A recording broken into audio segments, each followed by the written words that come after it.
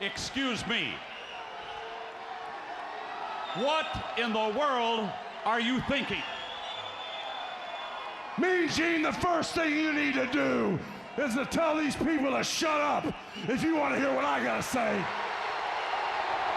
What up, y'all? KMB the Sexy Ninja in the place to be for C Plus Studios, and this is the New World Podcast, brother. It is fueled. It is powered. You will acknowledge crazyhoodiez.com. Shout out to Big Daddy for always being for always being a support of KMB the Sexy Ninja. If you're subscribed to the C Plus Studios feed, you get the New World Podcast, the Big Daddy Forever Podcast, the Sexy Ninja Cast that drops every Sunday, and you also get the staple of C Plus Studios, the Social Vent Podcast. Go check it out. We dropped a great episode this week. And let's just dive right on into SmackDown, baby, in Toledo, Ohio. We start the show off in great fashion, with Sheamus versus Solo. Great match with a brutal ending. You know, Sheamus comes out with the Brawling Brutes, and the Bloodline comes out with the, Sami Zayn, Jay, and Jimmy. And, oh my goodness, Solo got the win, but, then Butch is underneath the table. It's chaotic. It's just the way we need to start off, and it's fight night, ladies and gentlemen, fight night. So, this match was good. I really like the fact that we keep building Solo. I'm wondering if Sheamus is going to be out of action for a while, because what they did to him with the chair, put his arm in the chair and just destroyed him. So I'm wondering if it's an injury that occurred. Am I wrong? I can't talk this morning. I can't talk because it's windy. There's leaves everywhere. It is the time of the season I love. It's nice and cold. But yeah, they lay waste to Sheamus's arm. So we shall see what happens with that, but it did set up a match for the Brawling Brutes to face the Bloodline next week. Then we got Ray backstage, and he intervenes with Imperium and whatnot, and he's like, yo, you got the huevos, let's do this. And they set up a match for later on in the show, and we get a message from Bray Wyatt apologizing for last week. Revenge... what did he say? Revenge is God, man, I can't even read my notes. But it was a great promo. The music is great. And I love the fact that they're playing his entrance music underneath when he's talking. I like that. It's like a soundtrack. We're taking you out of reality. And he's not just doing it with Bray. He did it with Zelina Vega and all that, with the music underneath and everything. And I was just like, oh, I've never, that's pretty dope. And Bray saying he will do horrible things, and he's just a servant now. And I'm just like I like this better than last week, because last week I had a grudge of saying that ended too abruptly, and it's just one of those things that. It didn't sit well, with Ray winning and this and that. But this week, man, I really like what they did with Bray. I really like the music underneath him while he was talking and everything. And it, like I said, it's just a movie. Then we switch over to the Bloodline backstage with Sammy, Jay, and Jimmy. They're praising Solo and everything like that. And hothead Jay getting hot-headed. And they're like, yo, we got it, and Sammy's like, all right, guys, let's call it a night. And then Jay's like, what do you mean call it a night, oos? He's like, hey, my dog, oos. I know we all want to beat Logan Paul's ass, but the tribal chief said don't do it. Sammy's like, no, we got to go. And he tells Jay, come on, man. And Jay's like, no. And I love Sammy and Jimmy's relationship when he looks at Jimmy, he's like, yo, didn't the tribal chief said we don't need to mess with Logan Paul? All Jimmy's, my dog. And Jay gets a little upset, and then Jay walks out, and Sammy's like, what do you want me to do? And he just looks over and goes, my dog. And I was like, that is great. Great television, brother. Liv Morgan versus Sonya Deville. Did Sonya Deville get new music? I really don't pay attention to her as much as I never really paid attention to her, but I think she got new music. Because she came out to this, all in black and everything like that. Then I don't know where we're going with Liv Morgan. Is she crazy? Is she psycho? Oh, she got extreme again and got Sonya Deville, superplex off the top rope into some chairs.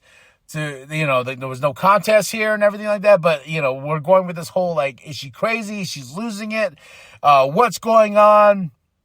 And next week she's going to be on Chucky, the new Chucky episode for season 2. And it's her favorite horror character because she did put a tweet out there saying she wants to be brutally murdered by Chucky one day. And they took that into fact. So she's going to be on the show next week.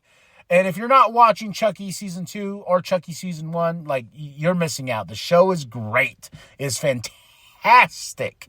They just introduced Buff Chucky. There's different interpretations of Chucky now, and they're all fantastic. And Buff Chucky just reminds me of Penta. He's probably going to go watch and find Buff Chucky because he's been working out. He looks great. He's got a great physique. He's got a beautiful body, baby. Why do I know this? Because he sends me pictures from the gym or sends me pictures from the bathroom of his progress. And I'm like, yo, brother, I ain't going to get the baby oil. I ain't going to rub your back, but still, you're looking good, brother. And much shout out to Penta, but he does, Buff Chucky reminds me of Penta. If you don't know what I mean, go look up Buff Chucky. And then Braun Strowman comes out. I feel like he got new music too. Am I crazy? Put that in the comments. I feel like he got new music too. But he calls out Omos, and then MVP comes out, and he's just like, yo, man, you're going to, the monster and the giant, the monster can't slay the giant. And it sets up a match at Crown Jewel. So now we're building the Crown Jewel, which is 2 weeks away. And I'm okay with Omos versus Braun Strowman, man. And Omos, I look at Braun, he's a big dude. Super big dude. But then when Omos got in the ring and then pushed him out of the ring, I was like, holy shit, this dude is huge. I always knew Omos was huge. Always. But when he is in the ring and Braun has to look up at him, I'm like, damn, this dude is big. And he's a giant, literally a giant. So, can't wait for that match at Crown Jewel. MVP, if you follow him on TikTok, TikTok and social media and stuff like that, him and Omos are all over together. There's this really great video he put out where Omos went to the bathroom in a plane and came out. And he's like, yo, don't you get claustrophobic in there? And he's just like, nah, it doesn't really bother me that much. And yeah, he's just a big dude. He looks like he got a big heart and everything like that. But Braun is like, all right, the monster and giant at Crown Jewel. Let's do this, baby. Let's do this. The Kaylee Braxton interviews. Jesus Christ, what's going on? Drew McIntyre says the higher-ups is not happy with him with what he did last week because we opened SmackDown last week with the car crash and Karrion Kross and Scarlett were in it and blah, blah, blah. Drew McIntyre comes and he beats down. But, the higher-ups are like, yo, Drew, we need to knock this shit off. But how do we do it? We have Kross versus Drew in a steel cage at Crown Jewel. So this whole night, we're building the Crown Jewel. We're getting the matches. And I think we're going to have a couple more matches on Raw next week added. Then after that, Logan Paul drives up in the car, drives up in the black car. He comes out, Logan Paul is here. And also, too, what's crazy is Halloween Havoc is tonight. If you're listening to this review on a Saturday, Halloween Havoc is tonight, and I got to miss it, of course, because they do pay-per-views on Saturdays, and I hate that. Damage Control versus Shotzi and Raquel Rodriguez for the Women's Tag Team Championship. Champion, the belts, the titles, whatever you want to call them. Damage Control wins, but it was a good tag team match. I really did enjoy it. We had Kayla Braxton interview Ronda Rousey, and she's a heel. Totally, 100%. I like how she called Liv Morgan the Glitter Cinderella. She's going to have possibly an open challenge next week on SmackDown. And she's, I like this. Let's get Ronda being a heel. It works. It feels good. It's one of the things that touches the PP of the mind. Ronda Rousey as a heel is what works. No babyface, no anti-hero, just straight up dirty heel. I like it. Let's keep that going. And there was a little Bray teaser that was going on, I can't read my notes. I'm not even going to try. But there was a little character that was like, howdy. And I was like, oh, yay. Woody. Then next is Buzz Lightyear. Backstage segment with Zelina Vega, Santos, and the music plays under them too while they're talking. They're talking about Hit Row. And B-Fab's like, then they cut to Hit Row watching them as they like, yo, we're going to take out Hit Row. B-Fab's like, yo, I got a plan. Let's keep it going. We got Rey Mysterio versus Ludwig. And this was a fun match. And I really love Rey's gear. The pink and everything like that. It looks great. And I originally thought they were going to have Gunther and Rey Mysterio at Crown Jewel, but it's going to be on SmackDown. I'm guessing it's going to be the go-home SmackDown for Crown Jewel. What a way to have a big match like that, Rey Mysterio versus Gunther. I know I was like poo on the whole Rey winning, but I'm excited to see the match, and I like the fact that Imperium was banned from the ring and Rey got the win, just to show you that he can do it on his own. It's in a couple weeks for the IC title. Then they have Logan next. No Roman, though. Roman will be here next week, and I don't know how I feel about that. I don't know how I feel about no Roman. Roman, there's been a few shows where I'm like, Roman needs to be here. I know Roman Reigns is the tribal chief. I know he is the one. I know he's the head of the table. I acknowledge my tribal chief. I'm not hating one bit, but I feel Roman needs to be here. You might disagree. You might be like, he's got the bloodline. They got Sami Zayn. They don't need anybody else. Roman can show up when he wants. He's got the best contract going on for him right now as a current WWE superstar.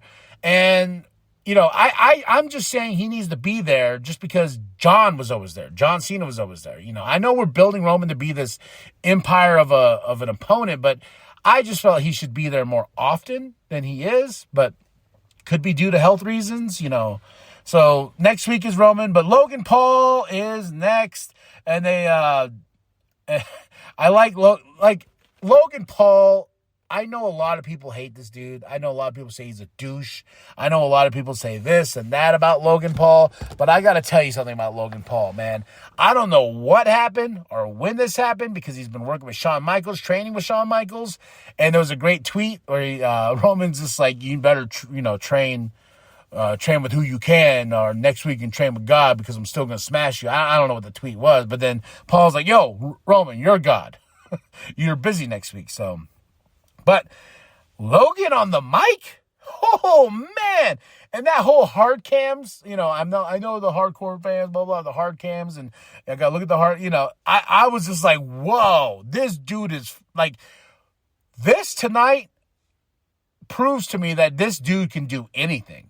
YouTuber, social media, whatever. This dude can do anything.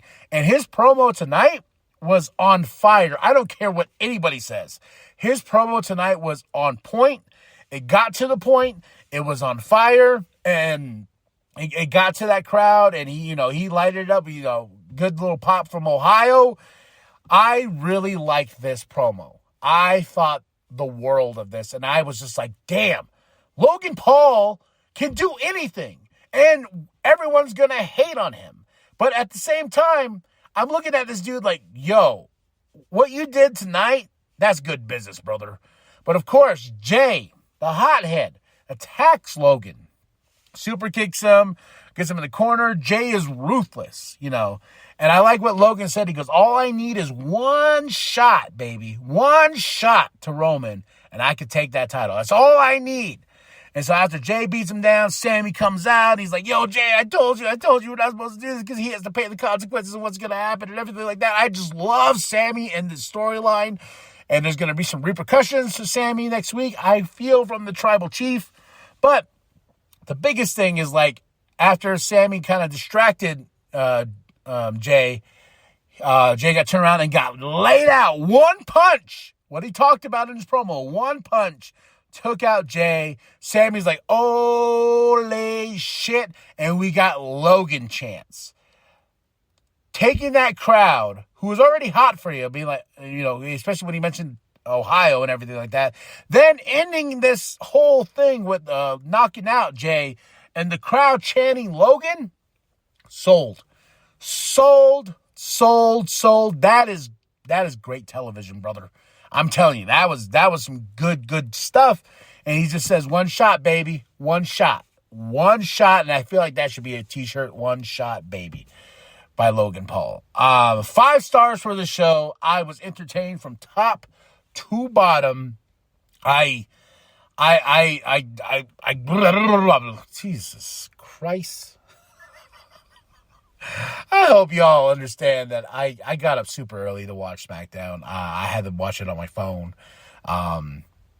Just because I got up and I was like, oh, we got to watch SmackDown. And then I'm about to go watch Black Adam here soon. But besides that, 5 stars.